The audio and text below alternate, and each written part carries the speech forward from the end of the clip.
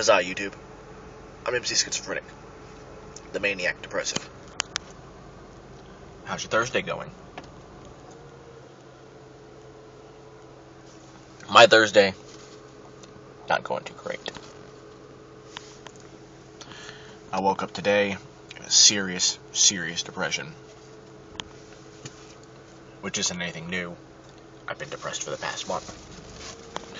Today was particularly bad. Bad enough to where I felt the need to call into work.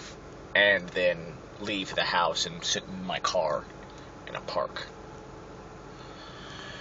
So I'm sitting in this car, I'm sitting in the park, doing my thing, trying to avoid human contact.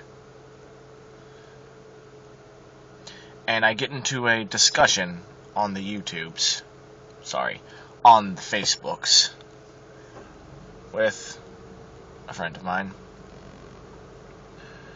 She threw something up and I had to comment. I'm one of those assholes. If you're friends with me on Facebook, don't make any posts about something political or about social change or anything that's going on in the world right now, because I'll be there to say something immediately. It's like a siren goes off in my head. I'm like, oh, I gotta go check the Facebooks. Somebody said something. I gotta set them straight. She posted some photo bucket picture. I'm sure somebody else has seen it out there.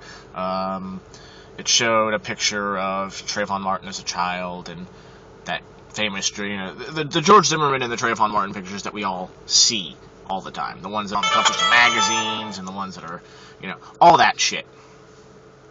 So, picture of that, followed by a picture of George Zimmerman in the suit and tie and clean shaven and looking all nice, and a picture of a black youth with his pants sagging and two middle fingers up, which is claiming to be Trayvon Martin. Now, I heard that on Democracy Now! Only a few days ago, maybe it was even a week ago, that there were people circulating pictures of another Trayvon Martin from Georgia who was flipping off the camera and sagging his pants and gangsta walking, and so I of course commented on the fact that this Trayvon Martin that is pictured here is probably not Trayvon Martin, because the whole photo bucket post was something about how if they're showing us pictures of Trayvon Martin when he was a kid, how can we trust the media to not be lying about the whole fucking thing? So I had to call the bullshit. I did, and it's just led me to make this video. I've been wanting to comment on the Trayvon Martin case for a while. I just haven't really had much else to say than what everybody else has already said. I mean, yeah, we all know Zimmerman, he shot the kid. Personally, I think he's guilty of murder. I don't see any signs that Trayvon hurt him or did anything wrong, especially to deserve being shot. 911 tapes are what I want to talk about. In particular, the 911 tape where the witness is calling, or not a witness, they are neighbors, and they are calling because of the commotion of Martin and Zimmerman scuffling. In the middle of her calling 911, you can hear screaming in the background. Screaming for help. And it's not even a scream, it's a cry. If there was ever the perfect description for what a cry is, it is these sounds that are coming out of whomever's mouth. Trayvon Martin's mouth.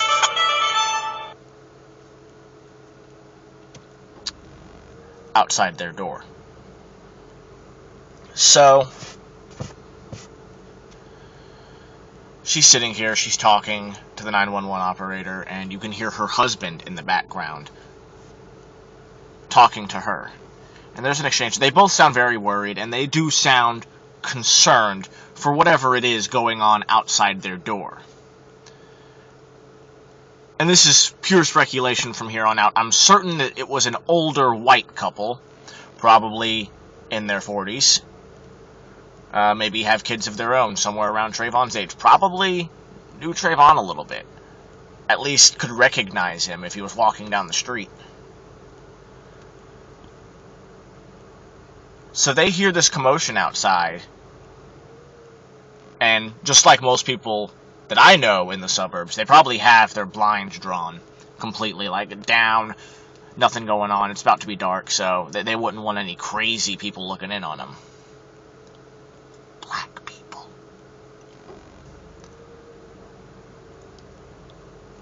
So they draw their blinds, and they hear this commotion.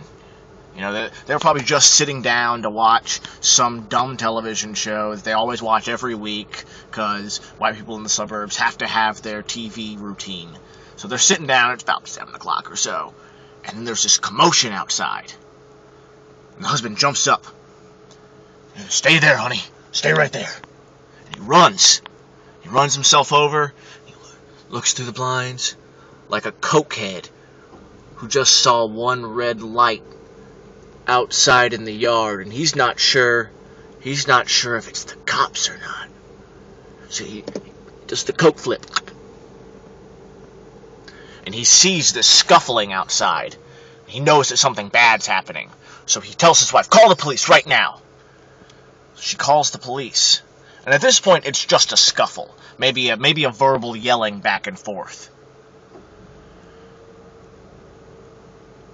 And they reach the ground, and the 911 operator is picking up.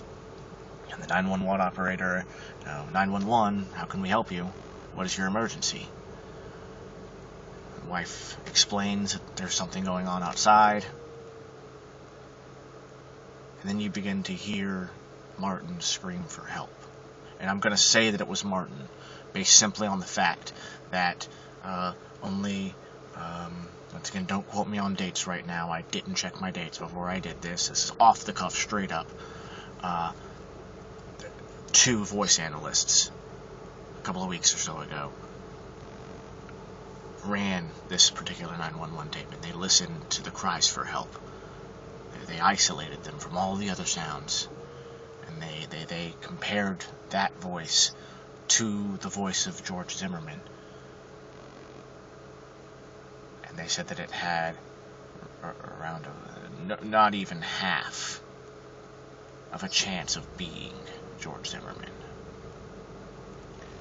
So if there were only 2 people out there screaming, who could have been screaming for help, who had any reason to be screaming for help, it was George Zimmerman and Trayvon Martin. And if 2 separate voice analysts are going to sit here and say that there's roughly a 46% chance that it was Zimmerman's voice crying his eyes out for help, who else could it have been other than Trayvon Martin? And no matter whom it was screaming for their life, before those 2 pops went off and that boy lay dead in cold blood, why didn't one fucking person step outside? Because let me tell you something, folks. It is your duty as a human to protect human life. The cops aren't going to protect you when it comes down to it. I don't care if the kid's black. I don't care. Race has nothing to do with this on this fact. The cops only did their job in this case when they protected Zimmerman from going to jail, and they served the Martin family injustice. The police are not there to help. We have to do it ourselves, and I find it sick that no one stepped outside. No one stepped up, and that boy is dead.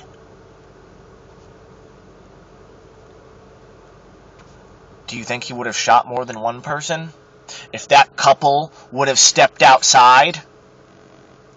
If the guy across the street, who also had to have fucking heard something, stepped outside Do you think that Zimmerman would have shot all of them? Do you think Zimmerman would have even shot Martin if there were 4 people standing at their door saying, what the fuck's going on out here right now in my fucking neighborhood? No. They fucking called the cops. And the cops got there when it was too fucking late. Just like the cops always do. That's my piece. That's all I have to say on Trayvon Martin. Whoever you are, you people who stood inside, I know you were scared. I know it was probably the hardest fucking thing to do, and you probably can't sleep at night. And I'm sorry for that. It's our job to step up. Because guess what? No one else will. I'm MC Schizophrenic. And that's all I gotta say for right now.